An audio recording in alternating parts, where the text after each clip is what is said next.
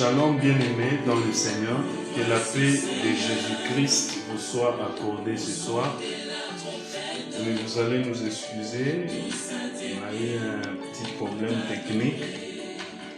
Mais nous sommes là par la grâce de Dieu. Nous vous prions de partager ce live dans vos groupes WhatsApp, Facebook, pour qu'un grand nombre puisse être édifié par l'enseignement de ce soir. Que le Seigneur vous bénisse richement par la grâce de Dieu. Nous, c'est l'émission Écho de Jérusalem qui passe chaque mardi de 22h à 22h50. Et cette émission, c'est une émission de l'Assemblée des Saints et des Bien-Aimés de Christ, située sur l'avenue Mouero, entre deux avenues, Kassavubu et Adoula. Nous sommes juste en face de la régie des eaux, dans l'enceinte de l'école Les Professeurs. C'est là où nous nous réunissons chaque mardi. Comme ce mardi, nous avons veillé de prière ainsi que, excusez-moi, et des partages. Et chaque jeudi et dimanche, nous avons nos cultes d'enseignement et de prière. C'est pour cela que nous vous invitons, bien-aimés, à venir communier avec nous et invoquer le nom du Seigneur Jésus-Christ. Je ne suis pas seul, je suis accompagné des vaillants dans l'ombre. Nous avons le frère Élie, nous avons le frère Aaron. Et à mon côté, je suis accompagné de mon traducteur de tous les temps, le bien-aimé Albert Malois. Sans plus tarder, nous allons prier et recommander ces instants à la grâce de Dieu. Seigneur, nous te recommandons ces temps, que toi seul tu puisses te glorifier et que tu illumines les yeux de nos cœurs pour que nous puissions te voir toi dans les Écritures. Parce qu'il est écrit dans les Écritures, il est question de toi. Et que tu donnes l'entendement spirituel à tous ceux qui nous suivent et même ceux qui nous suivront en différé. Nous anéantissons toute œuvre de l'ennemi contre, Seigneur, ces temps que nous allons passer. Au nom puissant de Jésus, nous avons ainsi prié. Amen. Amen. Que le Seigneur vous bénisse richement. Bwana mibariki. C'est votre bien-aimé Mike Lebon. Ndugu yenu mpendwa Mike Lebon. Oui, qui présente en même temps qui est l'orateur. Nous poursuivons notre thème sur le Dieu de la délivrance. Nous continuons ce thème parce que le Seigneur veut vraiment que nos vies soient libérées. Parce que Jésus a dit, vous connaîtrez la vérité et la vérité vous affranchira. Parce que la délivrance parle de quelqu'un qui quitte l'esclavagisme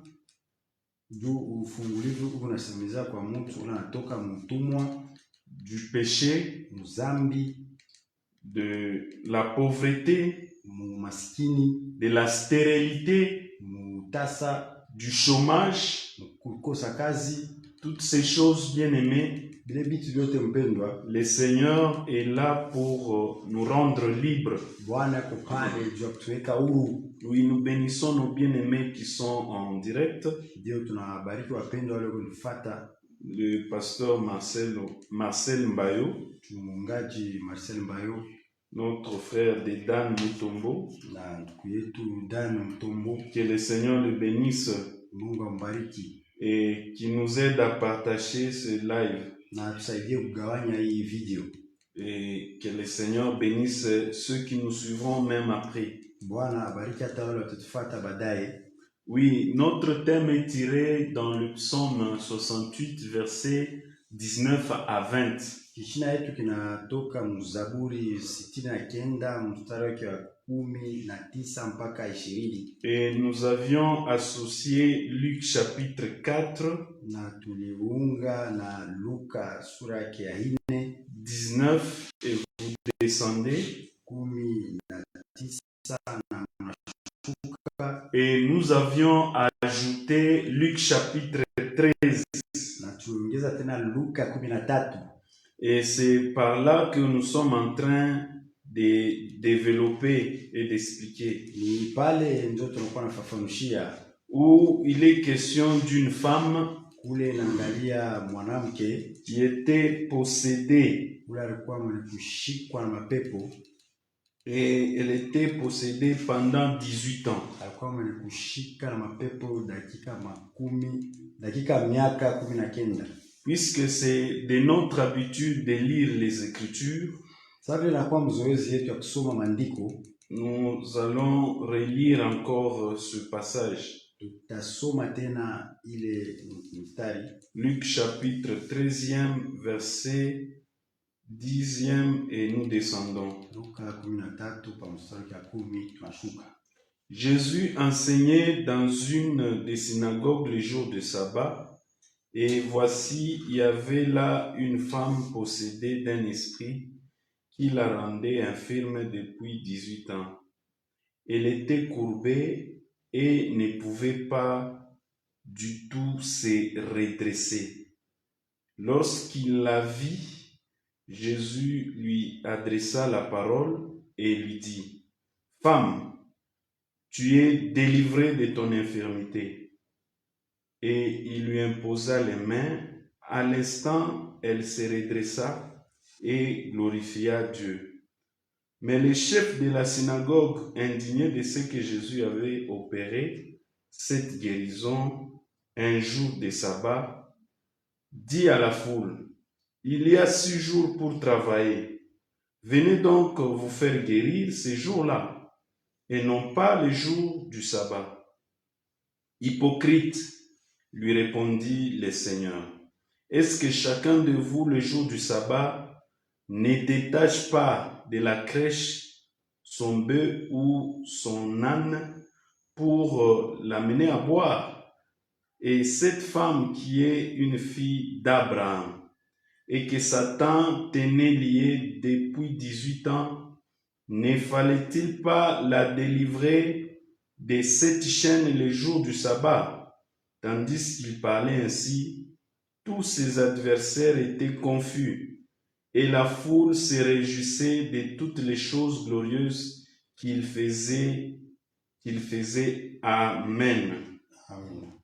Oui, nous sommes en train de parler du Seigneur Jésus-Christ. Ndio tuko nasemezea Bwana Yesu Kristo. Parce que dans les Écritures, il est question de Jésus-Christ. Juu maandiko inamwelekea tu yeye. Et lorsque nous voyons dans Luc chapitre 4, Kama tunaona Luka sura ya 4, Jésus qui entre dans la synagogue, Yesu yuko anaingia msinagogi et on va lui remettre les rouleaux du prophète Isaïe. akampatia ile torati ya nabii Isaya. C'est là qu'il a commencé à dire que l'Esprit du Seigneur est sur moi, Pale akaanza kusema roho ya Bwana iko juu yangu, car il m'a oint kwa maana ilinipaka mafuta pour annoncer la bonne nouvelle aux pauvres. juu ya kutangaza habari njema kwa maskini. Nous avions déjà expliqué cela. Nishakusemezea ile. Il m'a envoyé pour guérir ceux qui ont le cœur brisé. Alinituma juu ya kuponesha wale walio kuvunjika. Ça aussi. Ile nayo pia. Pour proclamer aux captifs la délivrance. Juu ya kutangaza kwa wafungwa ufungulivu. C'est ici que nous sommes en train de nager encore. Njoo pale tena tunakuya natembea tena.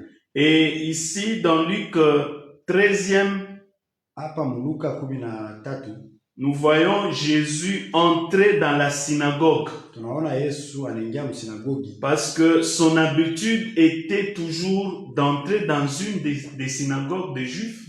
Zoezi yake ilikuwa ni ya kuingia msinagogi mmoja ya Wayuda. Et là, il commençait à enseigner. Na pale akaanza kufundisha. C'est là que j'aime Jésus avant d'opérer les miracles. Il commence d'abord par enseigner. Parce que l'enseignement vient chasser les ténèbres. Parce que l'Écriture dit que l'enseignement est une lumière. C'est que si quelqu'un n'a pas l'enseignement véritable, donc cet homme est dans les ténèbres. Et parce que lui-même Jésus est la lumière. Et lui et son enseignement, ils sont un. C'est comme ça qu'il a commencé d'abord à enseigner le peuple. Et lorsque il a vu, maintenant il a remarqué une femme. Et cette femme était possédée d'un esprit mauvais, comme dit l'Écriture. Donc Jésus n'enseigne pas seulement. Jésus aussi est en train de remarquer qu'il regarde pour voir qui a un problème. Parce qu'un Jésus qui enseigne et qui ne guérit pas, non, ce n'est pas Jésus. Parce que Jésus, tous ceux qui venaient vers lui, ils venaient pour écouter et pour être guéris. Donc ceux qui venaient vers Jésus, ils venaient avec deux objectifs: écouter ce qu'il disait et être guéri de son problème. Donc quand tu viens à Jésus, viens pour d'abord écouter, et lui-même va remarquer ta situation. Mais aujourd'hui les gens veulent seulement être guéris. Jésus qui donne le pain, Jésus qui donne le mariage, mais ils ne veulent pas écouter Jésus. Parce que lui-même a dit que vous connaîtrez la vérité. Et c'est la vérité vous affranchira. Là, il était en train d'échanger avec les Juifs. Parce que Jésus a remarqué que il voulait accomplir les désirs de leur père. Et eux ont dit, nous ne sommes pas des enfants illégitimes. Il leur répliqua que vous voulez accomplir les désirs de votre père qui est le diable. Si Abraham était votre père, lui n'avait pas accompli ce que vous voulez faire, c'est-à-dire le faire mourir. C'est que celui qui accomplit les désirs de son père qui est le diable, il fait les œuvres de son père. Parce que le diable, sa mission, Jésus l'a expliqué dans Jean chapitre 8, que le diable vient pour égorger, détruire. Il y a trois choses là, l'autre là, et tuer. na kuwa. Donc, les Juifs voulaient tuer Jésus. Ni kusema Wayuda walipenda bauwe Yesu. Parce que sa parole ne pénétrait pas dans leur cœur. Juu neno lake haikwanje kuingia mumioyo yao. C'est comme ça que Jésus leur dit la vérité Ndio pale Yesu aliwaambia ukweli en disant quiconque se livre au péché wote ule alijitoa kuzambi est esclave. ni mtumwa. Ah, ici Jésus définit qui est un esclave. Hapa Yesu kunafafanusha ni nani eko mtumwa. Parce que nous parlons de la délivrance des captifs. Ndio tunasemezea ufungulivu wa wafungwa. Parce que un captif c'est un esclave en d'autres termes. Mfungwa inakuwa ni mtumwa mkusema kwingine. C'est que Jésus quand il dit quiconque se livre au péché est esclave du péché. Kama Yesu anasema wote waliojitolea kuzambi anakuwa mtumwa wa zambi. Je vais ajouter un autre témoin. Kaongeza mshuhuda mwingine. C'est avec notre frère Pierre. Na ndugu yetu Petro. Et lui aussi va nous aider à comprendre qui est un esclave. Yeye naye pia atatusaidia tuelewe ni nani anakuwa mtumwa. Que le Seigneur vous bénisse. Bwana mibariki. Essayez un peu de partager ce direct Mugawanyeko hii video pour que nous puissions avoir un grand nombre qui sera édifié. ndio tupate kwa watu wengi wale watafarijiwa. Oui, je suis en train de chercher l'écriture Ninatafuta andiko par la grâce de Dieu. ya neema ya Mungu. J'espère que vous êtes là. Si vous pouvez aussi nous faire signe Na hiyo kusema mko pale unaweza kufanya kwa alama moja hivi en nous écrivant kutuandikia, et ça sera une bonne chose. itakuwa ni kitu kizuri. Oui, l'écriture traîne un peu. Voilà, je l'ai retrouvé. 2 Pierre chapitre 2 verset 19. Petro 2 sura ya 2 na mstari wa 19. Ils leur promettent la liberté quand ils sont eux-mêmes esclaves de la corruption. Car chacun est esclave de ce qui a triomphé de lui. Amen. Amen. Donc ici, c'est le deuxième témoignage. Hapa inakuwa ni ushuhuda wa pili. C'est qu'un esclave, Kusema mtumwa c'est qu'il subit une pression eko napata msukosuko moja d'un maître. ya mkubwa moja hivi. C'est ça. Ndio vile. Donc cette femme Kusema ule mwanamke avait un maître.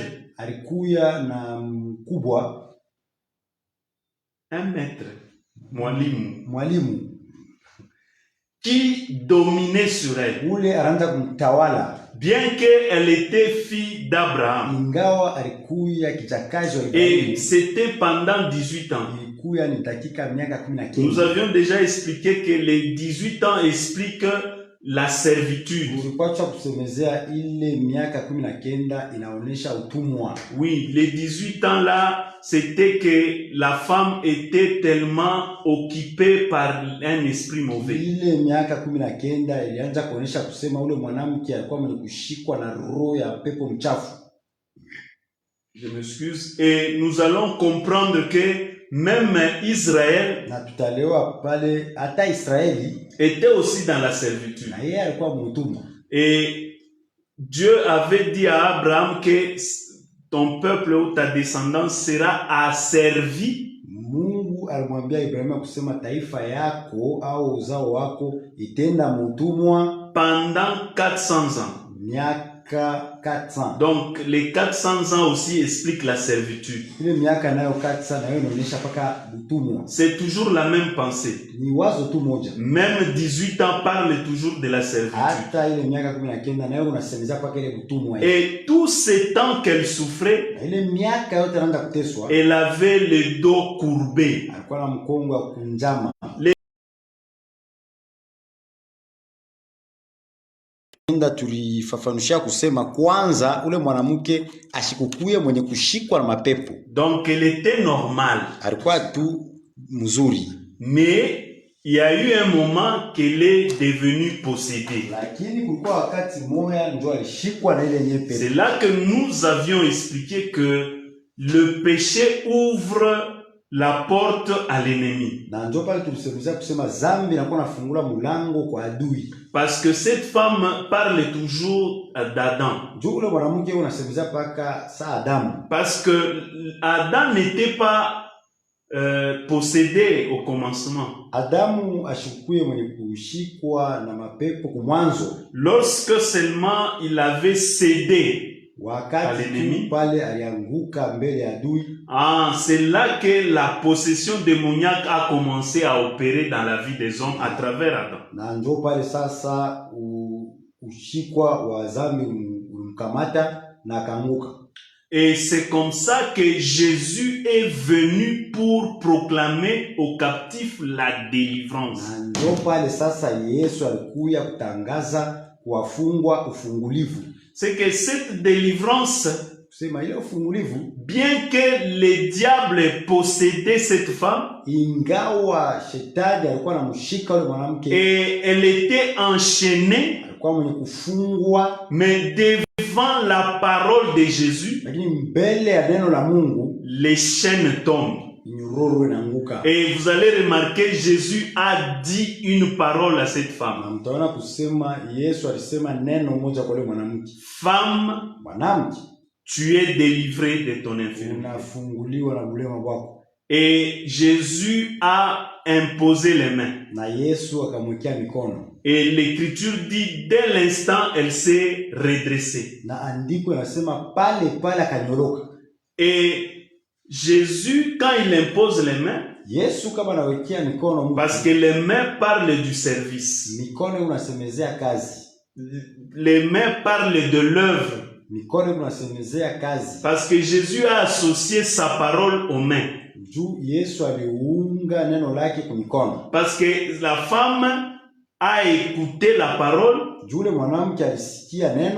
et cette parole est entrée dans son cœur. Et cette parole a chassé l'esprit qui l'a tourmenté. Parce que Jésus chassait les démons par sa parole. La parole de Jésus explique les doigts de Dieu. Ah, j'aime ça. Vous allez vous souvenir en Égypte, lorsque Moïse faisait des miracles. Et qu'est-ce que Pharaon avait dit? Ça, c'est les doigts de Dieu. Donc Jésus a commencé depuis l'Égypte, là, il a commencé l'œuvre de délivrance. C'est pour cela, vous qui voyez Jésus seulement dans le Nouveau Testament, entre guillemets, que le Seigneur vous éclaire pour le voir depuis le commencement, depuis la création. Amen. Et nous voyons que Jésus chasse les démons par le doigt de Dieu.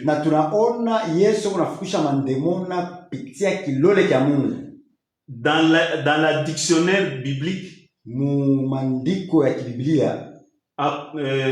communément appelé les saints livres, la parole égale le doigt de Dieu. Le doigt de Dieu égale l'esprit de Dieu. Parce qu'il y avait un problème là, les Juifs, les scribes disaient qu'ils chassent les démons par l'esprit de Belzéboul.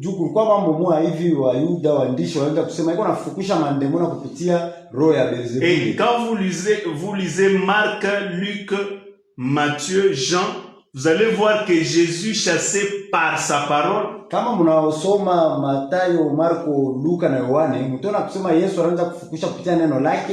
Sa parole explique le doigt de Dieu. C'est la même chose. Le doigt de Dieu explique l'esprit de Dieu. C'est comme ça que Jésus a adressé à cette femme une parole. C'est que Jésus n'a pas dit démon impur ou esprit impur sort de cette femme. roho mchafu, pepo mchafu, mandemona toka mwa mwanamke. Parce qu'il le faisait pour les autres cas. Kubingine anaanza kufanya. Mais cette parole déjà qui s'adressait à cette femme Ile neno deja anaanza kumwelekea mwanamke a chassé cet esprit. ile roho mchafu. Mais la femme n'était pas redressée. Lakini yule mwanamke asinyoloki. Mais il fallait les mains de Jésus. C'est les mains qui redressent. C'est pour cela un serviteur de Dieu doit garder les mains pures. Tu ne dois pas vraiment te marcher dans l'impureté, tes mains qui volent, tes mains qui font des choses qui ne glorifient pas Dieu.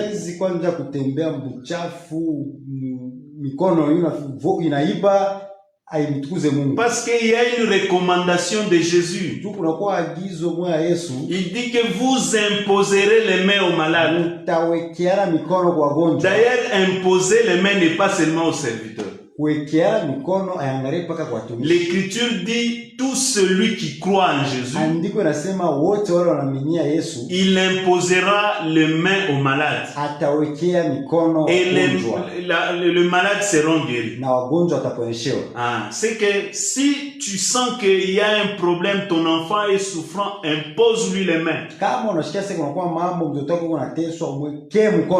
Commence d'abord par ordonner par la parole de chasser l'esprit qui tourmente l'enfant ou ton mari ou ta femme et tu lui imposes les mains. J'ai écouté quelqu'un qui disait que même à la maison, toi, le frère, la sœur ne peut pas imposer son mari les mains. Hadisi moja wala ndugu wa mwana anaanza kusemezana anasema hata kunyumba bibi asiwezi kuwekea bwanake mkono. Mais quelle est l'écriture qui est en train de rejeter ça? Andiko kani kuna tupa ile maneno. Il faut rester dans les écritures. Tuwake mandiko. Amen. Amen. Que le Seigneur vous bénisse. Bwana nibariki. Et cette femme s'est redressée lorsque Jésus a imposé les mains. Na ule mwanamke akanyoloka wakati Yesu alimwekea mikono. Et Salomon dit que ce qui est courbé ne peut pas se redresser. Na Solomon anasema ile kuya kunjama haiwezi kunyoloka. Mais quand vous lisez David dit que l'Éternel est celui qui redresse ceux qui sont courbés. Lakini kama mnamsoma Daudi kunasema wa milele eko na nyorosha wale wako wenye kukunjama. Apparemment c'est contradictoire. Mkuona hivi vinakuwa sasa vinaanza kupinzana. Celui-ci Salomon dit huku Solomon anasema ce qui est courbé ne peut pas se redresser. Mais ici, le psalmiste dit qu'il est celui qui redresse ceux qui sont courbés. Ici, nous allons comprendre seulement qu'il est question de deux dispensations. Tous les temps de la loi, tous ceux qui étaient courbés, la sacrificature aronique ne pouvait pas redresser l'homme qui était tombé. L'homme qui était courbé. Et l'homme qui était courbé, c'était Adam. Il fallait que le second ou le dernier Adam qui vient redresser celui qui était tombé ou celui qui était courbé. C'est là que la pensée qui dit il est celui qui redresse ce qui est tombé ou ceux qui sont courbés. Et nous tous nous étions courbés par Adam à cause du péché. Et Jésus-Christ est venu nous redresser.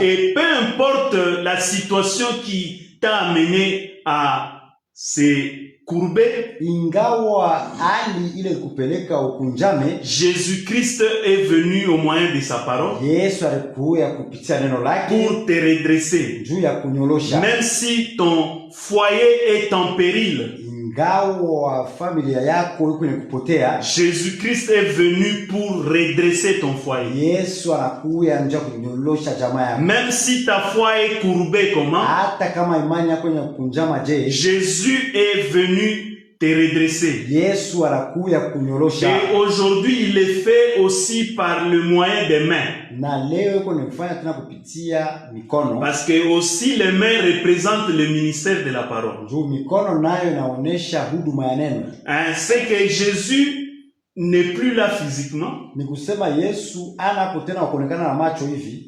Mais ses mains sont en train de travailler à travers le ministère de la parole. mikono yake kunaendelea kutumika kupitia huduma ya neno. Les Éphésiens 4:11. Wa Efeso 4:11. C'est que si ta situation a été courbée par l'ennemi, Kama hali yako ilikunjamishwa na adui, Jésus est venu redresser cette situation. Yesu anakuja juu kunyolosha ile hatua. Parce que Jésus, il suffit seulement un mot Inabidi tu neno moja et les démons fuient. na mandemoni yanapika mbio. Nous ne sommes pas appelés à négocier avec les démons. Sisi hatuitwe njoo kwenda kuzungumza. Parce que le Seigneur nous a donné le pouvoir de les chasser Bwana alitupatia uwezo wa kuwafukusha, et d'imposer les mains aux malades. kuwekea mikono wagonjwa Et ils seront guéris. na wataponeshewa. Peu importe ta maladie Ingawa magonjwa qui yako t'a amené à se courber, ile kupeleka juu à kunjama, regarder qu'à la terre, na huko unaangalia paka chini, le Seigneur est venu te redresser Bwana anakuja kunyorosha pour que tu regardes maintenant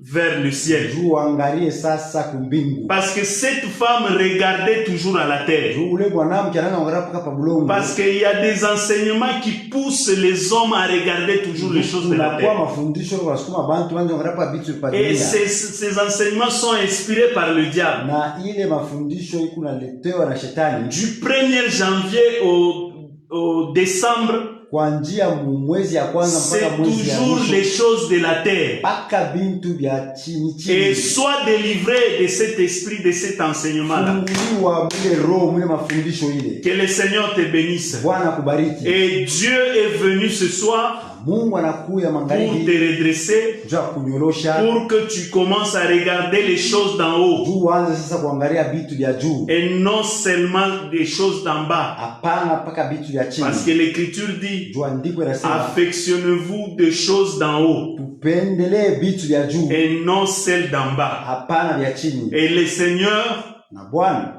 nous fait sortir de l'esclavagisme. anatutosha mtumwa. C'est ici que cette femme, comme elle était une fille d'Abraham, Na njoo pale ule mwanamke vile alikuya kijakazi wa Ibrahimu, c'est qu'elle avait la foi. alikuwa na imani, Parce qu'elle venait toujours au temple. alianza kuya paka kwa hekalu Et elle n'a pas abandonné les temples. na asikuachilie hekalu, Elle était persévérante. kuya kudumu, Et c'est comme ça qu'elle a obtenu sa délivrance. na njoo pale alipata ufunguo Bien-aimé, wake. continue à persévérer à l'église au lieu de rassemblement. Endelea kudumu fasi ya Parce que kusanyiko. c'est ce lieu-là que le Seigneur a prévu pour toi la délivrance. Juu ni ile fasi njoo ile Bwana alitayarisha ufungulivu wako.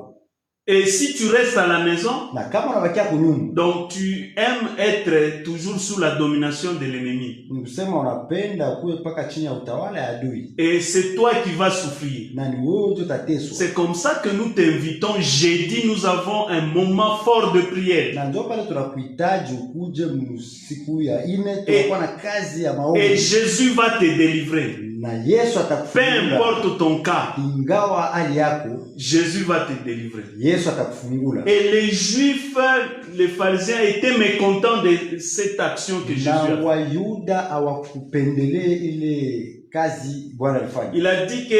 Ils ont dit que venez travailler les 6 jours. Wakaanza kusema shimukwe mtumike masiku 6, Et les sabbats, il faut les respecter. sabato inabidi C'est kuiheshimu. là que j'aime Jésus. Ndio pale mnapenda Yesu. Jésus, quand vous dérangez à son œuvre, Yesu kama unakuwa kuvurushwa kwa il kazi va yake, vous fermer la bouche. atemifunga kinywa. Parce que dans cette écriture, il est écrit que ses adversaires gardèrent le silence. Mwile andiko inaandikiwa kusema badui baki baikala kimya. Oui, il faut fermer les bouches de certaines personnes. Ndio ifo kufunga binywa vya watu wengine. Si ils enseignent des fausses doctrines. Kama vile wanafundisha madini ya bongo. Mais eux n'ont pas pu délivrer cette femme. Lakini wao walishindwa kumfungula yule mwanamke. Mais Jésus vient les jours du sabbat. Lakini Yesu anakuwa siku ya Sabato.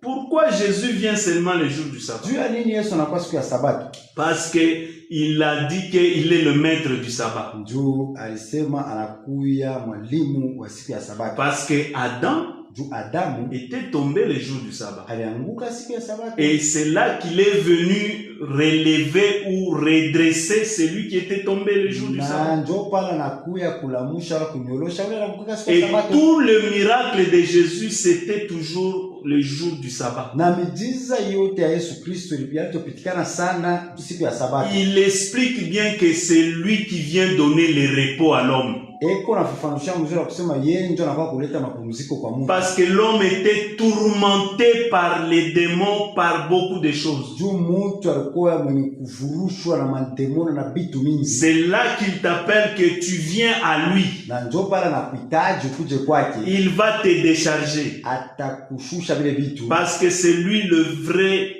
et l'âne robuste. Na ni yeye ndio anakuya ule mpunda wa nyama qui porte les fardeaux du peuple. Ule kuna beba buzito ya taifa. Ne marche pas avec ton fardeau, bien-aimé. Usitembe na buzito wako. Viens à lui. Kuja kwake. Et il va te décharger. Atakutosha ile uzito. Et il a déchargé cette femme. Na alimtosha buzito. Et cette femme pouvait louer Dieu. Na ule mwanamke pasha sifu Bwana. C'est que la louange est pour ceux qui sont délivrés. Si quelqu'un n'est pas délivré, il ne peut pas louer. Même Israël, en Égypte, il n'avait pas chanté.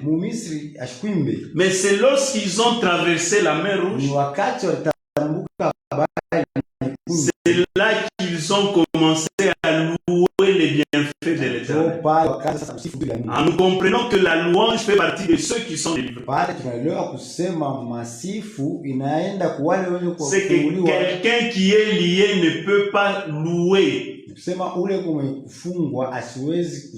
Quelqu'un qui est lié ne peut pas servir Dieu. Il lui faut la délivrance. Et Jésus explique que si vous avez votre bœuf et votre âne,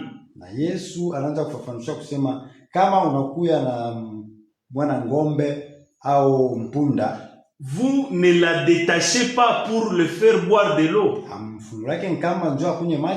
Nous comprenons que cette femme, Jésus parle comme une ânesse.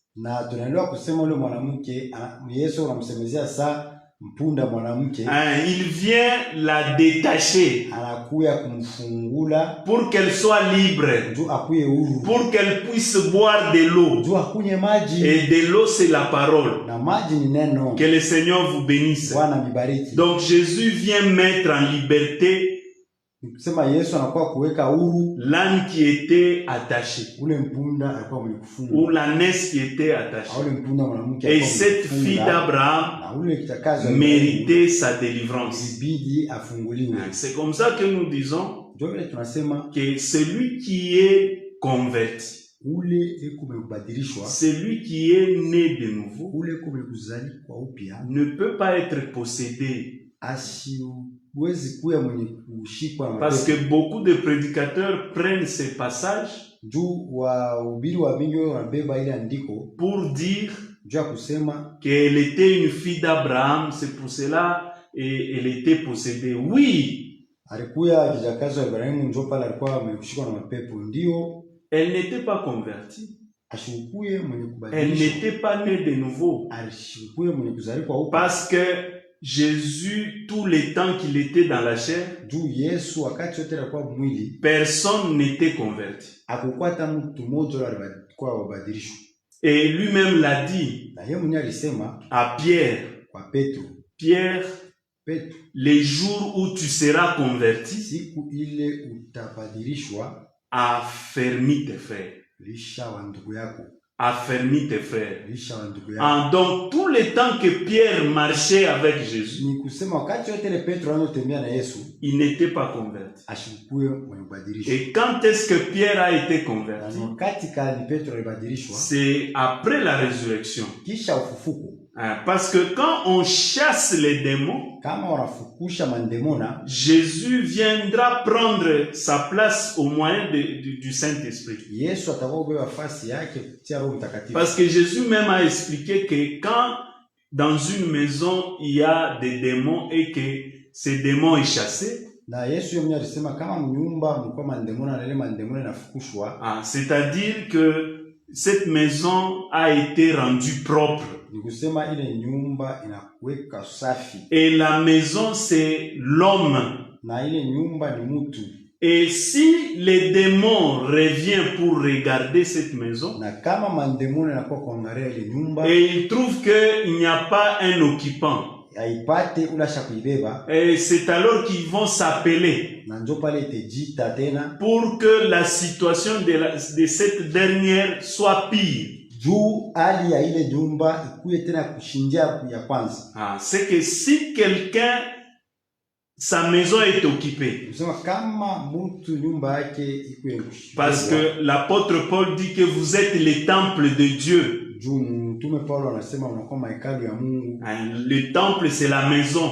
Hekalu ni nyumba. Dieu habite au moyen de son esprit. Mungu iko naishi kupitia roho yake. Comment est-ce que les démons peuvent encore habiter dans cette Je maison? tena mandemoni itaishi mwile nyumba hiyo.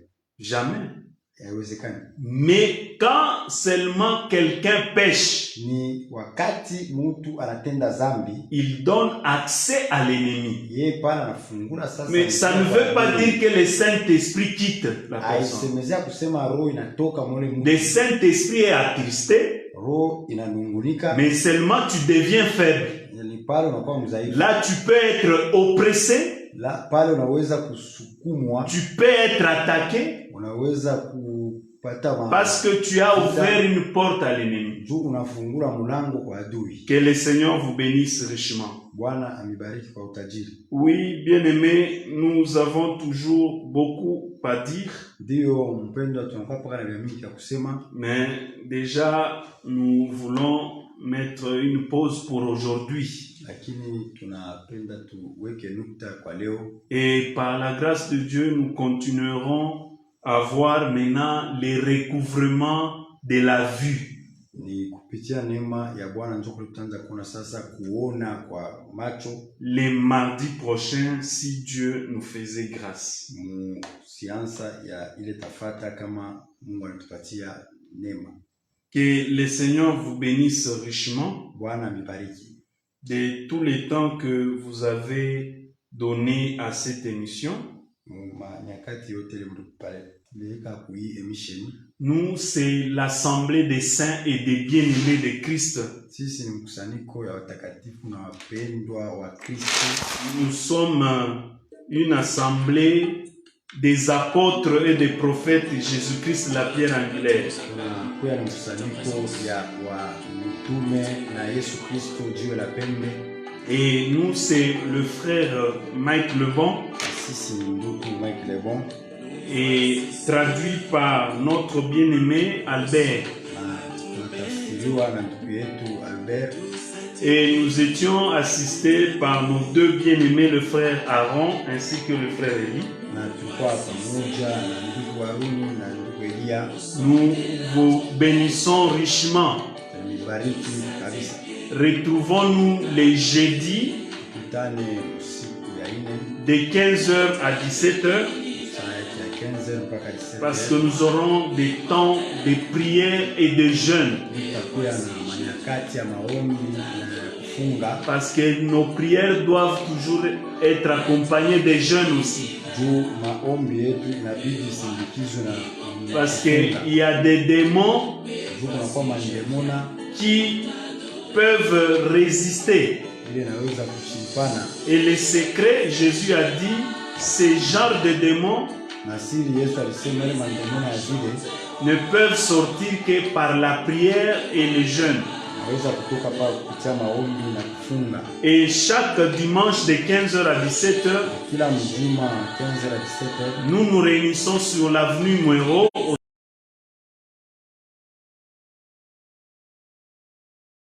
bariki. Nous bénissons